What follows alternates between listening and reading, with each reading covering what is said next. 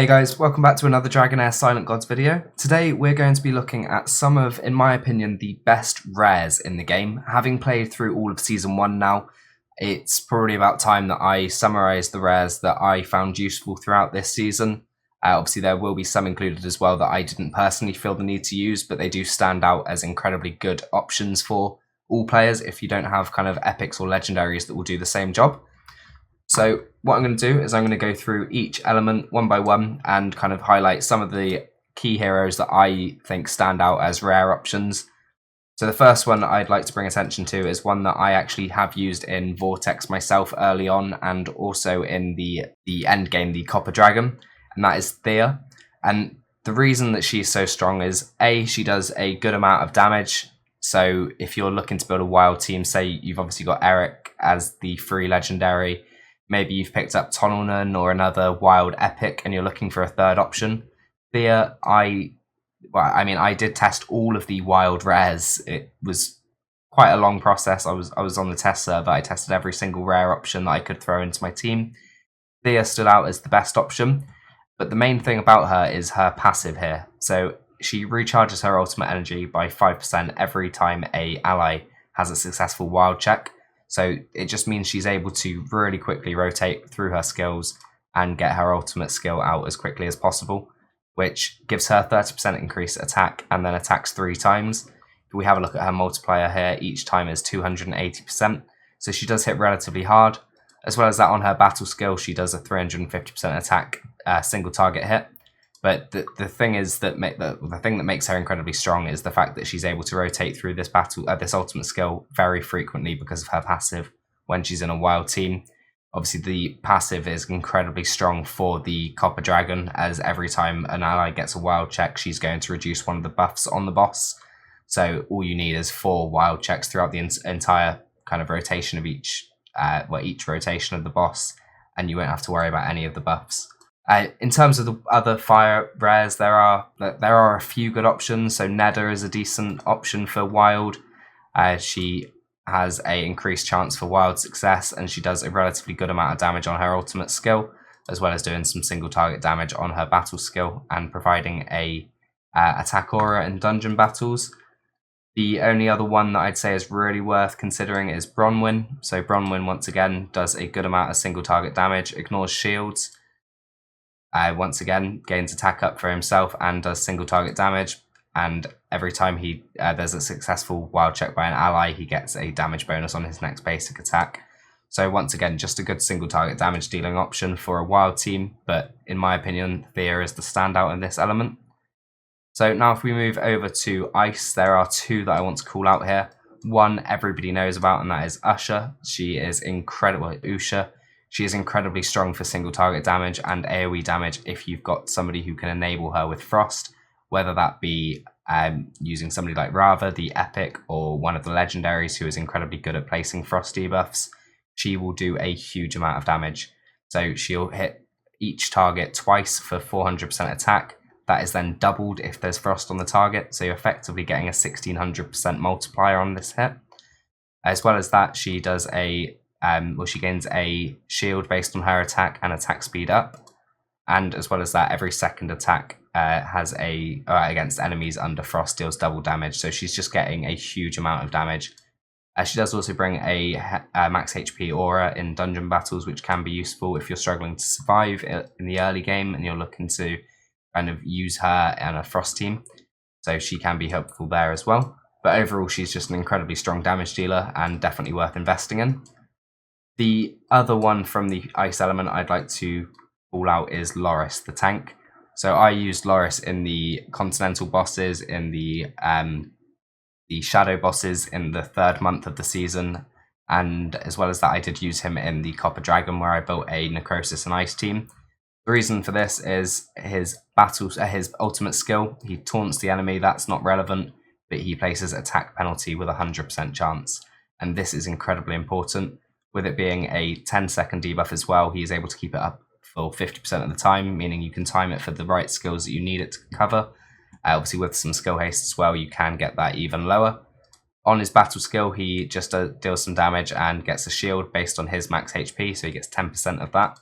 As well as that, he does also have a chance to place Frozen on the attacker for 2 seconds every time he's attacked. It can only trigger every 5 seconds, but it just helps to control and kind of reduce the amount of damage being taken by your team. So he is a really good option if you're lacking a tank in the ice or the necrosis element to build a team. And like I said, I used him for some of the endgame content, so he's definitely worth investing in. So now if we move over to necrosis, there are quite a few here that are definitely worth mentioning. So first of all, we've got Megan. Megan is a very strong healer, and especially in content where you're facing defense penalty. So with her passive skill here, whenever she casts a skill on an ally, she dispels 1 defense penalty from them. This can be really useful in the Copper Dragon. It could be useful in Vortex on stage 4 as well if you need her to utilize her there. But early game, she is very good for Grave of Venom. So where one of the orbs places defense penalty on your tank, she can help to cleanse that straight off, so you don't have to worry about that. As well as that, her battle skill heals a single target by 10% of their health and also recharges their ultimate energy by 25% to help rotate through cooldowns faster. And lastly, her ultimate skill grants defense up and recovery over time to all allies.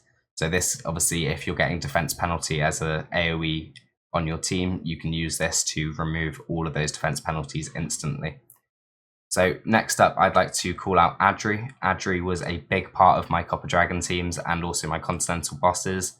She is incredibly strong at controlling. So her ultimate hits 3 times. Each time has a chance to reduce the ultimate energy by 10% and also a chance to place recharging speed penalty. So effectively, you could have it up to a 30% turn meter drop here and then reducing their recharging speed by 30%. Battle skill places accuracy penalty 1, so not huge, but it can be helpful in certain situations.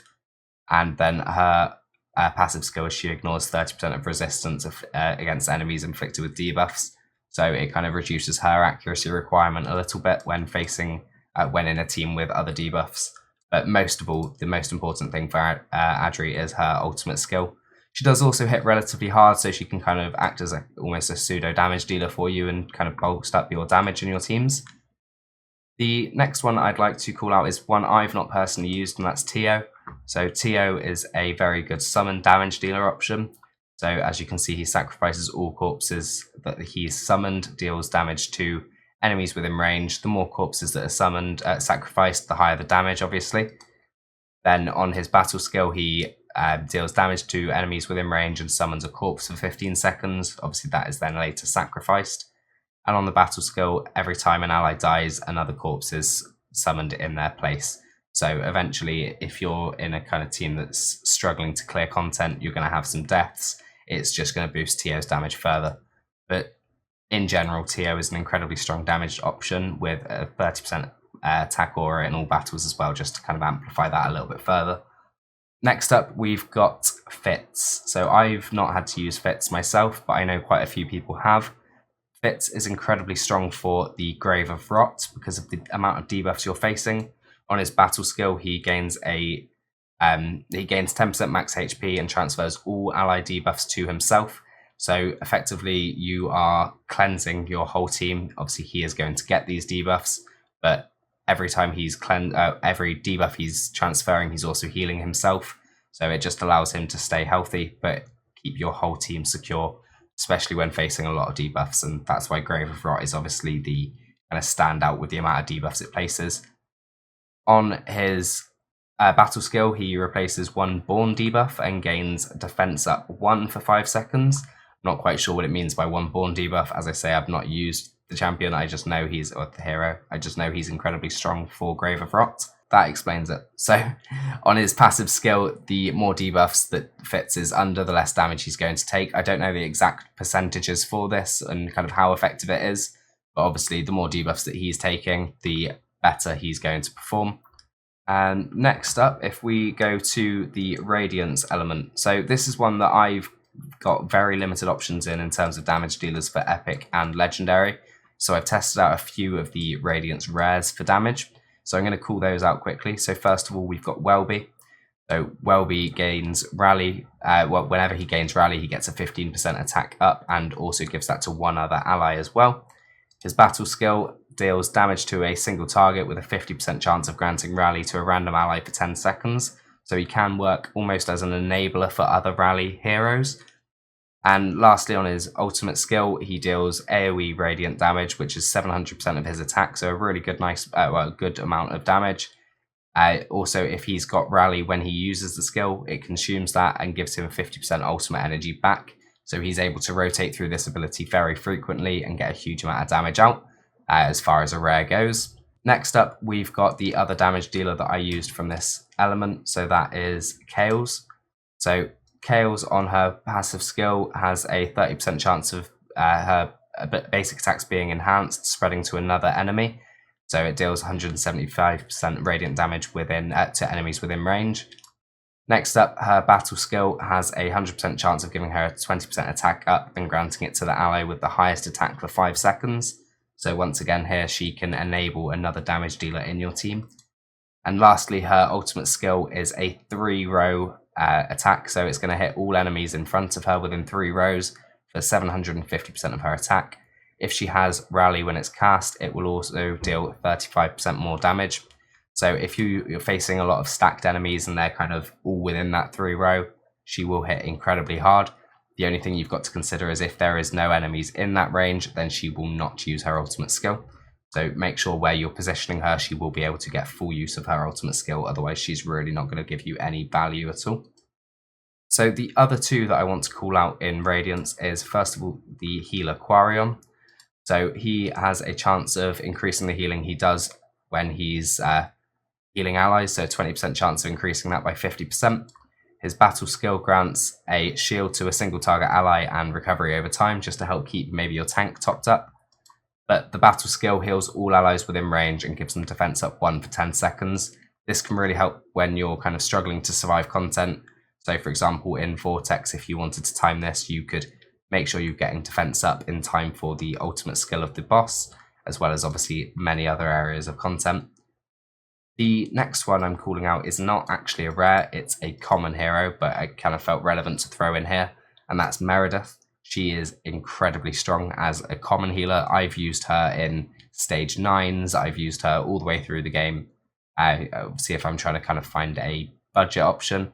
So on her passive skill, she increases all the healing she does by 10%. Her basic skill, battle skill, heals a single target ally by 20% of their health. And her ultimate skill heals all allies within range by 25% of their health as well. So I found Meredith really useful for fights where I was, say, Fae Meander, for example, where I was fighting against a quester where they're going to focus the lowest health target. I threw Meredith in very low health gear with a lot of defense. Obviously, her healing all scales on enemy or your team's health, so you don't have to worry about any stats to increase her healing. So if you can just build her incredibly tanky to take those hits, she's going to help keep the rest of your team topped up with these heals as well.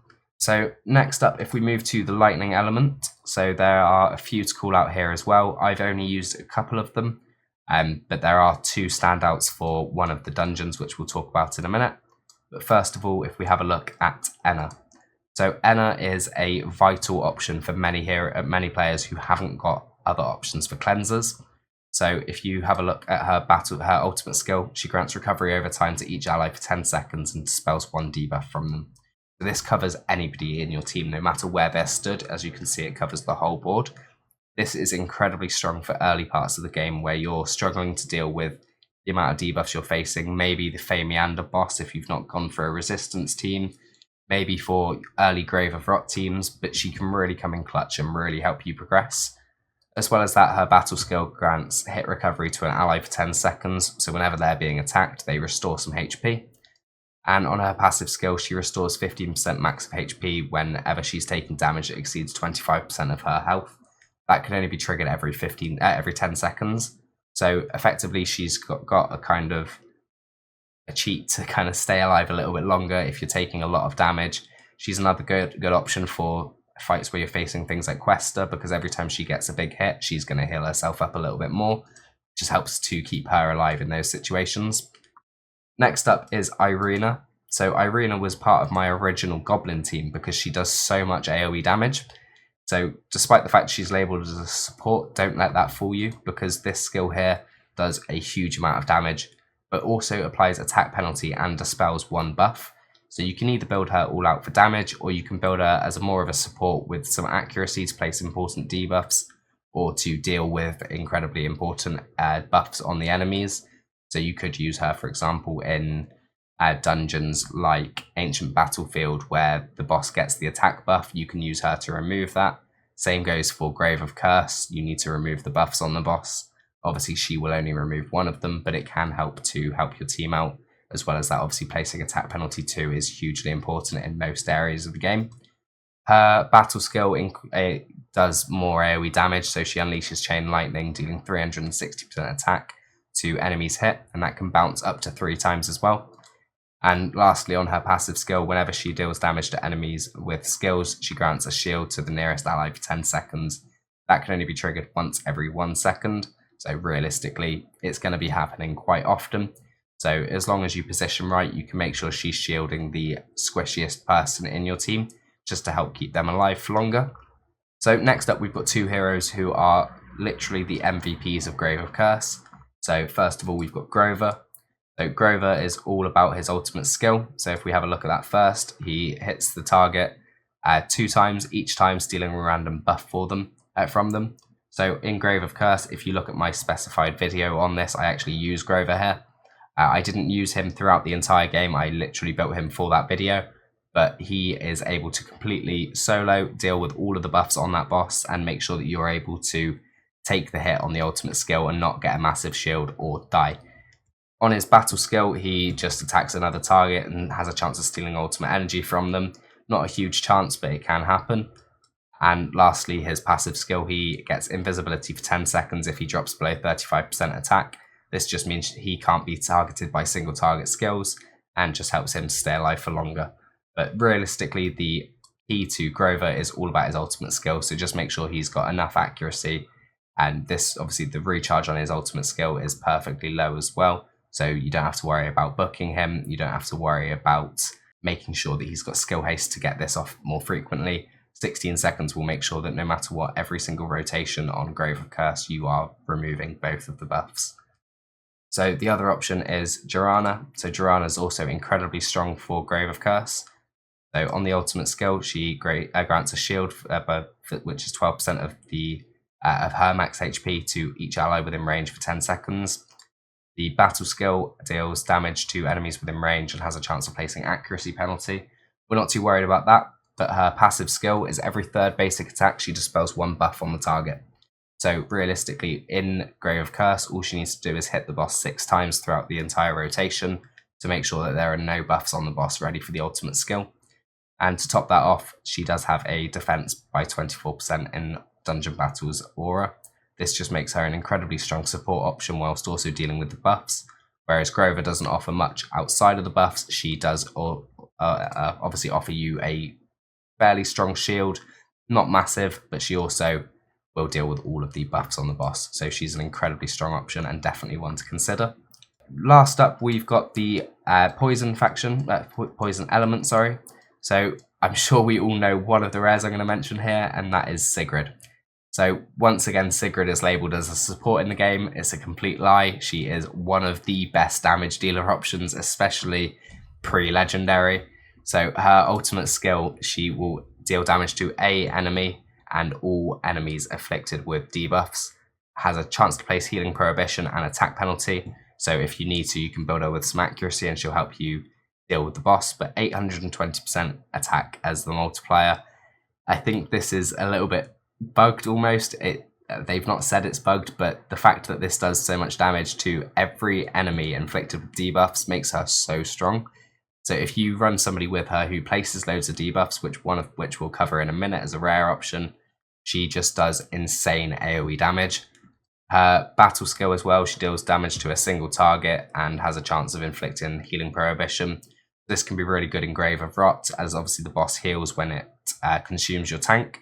So as long as you've got heal reduction or heal prohibition, it won't receive any healing at all. And lastly, on her passive skill, whenever an enemy inflicted with debuffs dies, she gains 25% of her ultimate energy back. So in places, for example, like Goblin, where you're dealing with lots of enemies, If she uses her ultimate skill on a group of goblins with debuffs and kills them, she'll be able to use it almost again instantly, because you're going to get all of that energy back. On her aura, she's got a accuracy by 30 in all battles. This can come in handy in kind of areas where you're trying to bump up your accuracy to land your debuffs, and also obviously help her place her debuffs. But you can either build Sigrid as a all-out damage dealer and not worry about accuracy, bring somebody else for the debuffs, or you can give Sigrid a good bit of accuracy to place the attack penalty, most importantly, but she will still deal a huge amount of damage. I've used my Sigrid everywhere. You see Sigrid still at the very top of Arena. She is literally used everywhere, and rightfully so. So if you haven't invested in Sigrid, now's the time to do it. Get your Sigrid leveled up and she will carry you. So next up, we've got one of the heroes that you start with, and that is Hexandra. So Hexandra is an incredibly strong healing option, with her ultimate skill giving 20% of the target's max HP to all allies within range. This is incredibly strong. It helps keep your team topped up. Her battle skill heals a single ally by 150% of her attack and 1500% of her enlightenment, and dispels one debuff from them. So you want to make sure you've got a good bit of enlightenment and potentially some attack as well, just to give her that stronger single target heal. Passive skill gives increases the healing she does when she's healing allies who have lower health, so it just helps you to top up your team faster. She does bring an enlightenment in all battles aura, which is helpful. But the biggest thing for Hexandra, in my opinion, is the fact that she doesn't bring any buffs along with her healing. So this makes her incredibly strong for Ancient Battlefield and arguably one of the best options. I've got her in my team. I've got her built with high resistance, so she can take the stun, reflect it back to the boss, and keep my team alive throughout the entire fight. But realistically, I've used my Hexandra in all sorts of areas throughout the game. She is arguably one of my better healing options, especially if I'm running a fire or poison team, and I do like to use those quite often. So yeah, Hexandra is a great option, and thankfully we all get her for free at the start of the game. So next up is Eli. So Eli is an incredibly strong poison option. If we first off look at his battle skill, so he has a chance to place poisons himself. So as you can see, he gains 15% attack, then shoots a crossbow bolt at the enemy with a 100% chance of inflicting one stack of poison. His ultimate skill is he shoots 3 waves of bolts in a designated direction, just like we saw with Chaos, the Radiance rare. This does 235% attack each time it hits, and obviously if it's hitting multiple targets, this can deal a huge amount of damage. However, the kind of key to Eli is his passive skill. So when he's dealing damage to enemies under poison, he deals derivative damage on top. So with this, if you build a good amount of attack and enlightenment, you will start to see really strong damage from Eli as long as you've got poisons active at all times. So this derivative damage scales from his attack, but also it gains an enlightenment bonus, but remember it can't crit. So if you're worried about building Eli for derivative damage, don't worry too much about giving him some crit rate or crit damage. Just fully focus in attack, accuracy, and enlightenment like most poisoners. And lastly, on his aura, he does give attack in all battles by 18%, which is incredibly strong, especially when you don't have some other better options. So the last I'd like to cover is going to be Latalis. So I've personally not used Latalis, but I've seen them used in a lot of areas alongside Sigrid. So obviously with Sigrid, you need a good amount of debuffs to make sure you're getting debuff coverage on as many enemies as possible. So Latalis, on his ultimate skill, attacks all enemies within range and has a chance of placing heal reduction on enemies above 50% and a healing prohibition on enemies under 50%. So effectively you're getting full coverage on an AoE debuff to allow Sigrid to then nuke. On the battle skill, he deals damage to a single target and reduces 20% of their ultimate energy. This can just help to keep your enemies under control. The passive skill is whenever dealing damage to an enemy, there's a 30% chance of inflicting the target with attack penalty. Once again, attack penalty is great, but this also helps to enable Sigrid further because there's going to be frequent debuffs going out on all enemies. And the last thing is once again a 24% attack aura. This one is only effective in dungeon battles though, but if you're using Latalis and Sigrid together in a dungeon, that is a very strong aura to give your Sigrid. So overall, Latalis is a great enabler for Sigrid, but also a very useful hero to use in other situations too. So that is my list of rares that I personally think are kind of the standouts for this season. I'm quite excited to see what rares we'll get in season 2. But for now, that is the kind of wrap up of my opinion of season 1 rares and which ones you should invest in.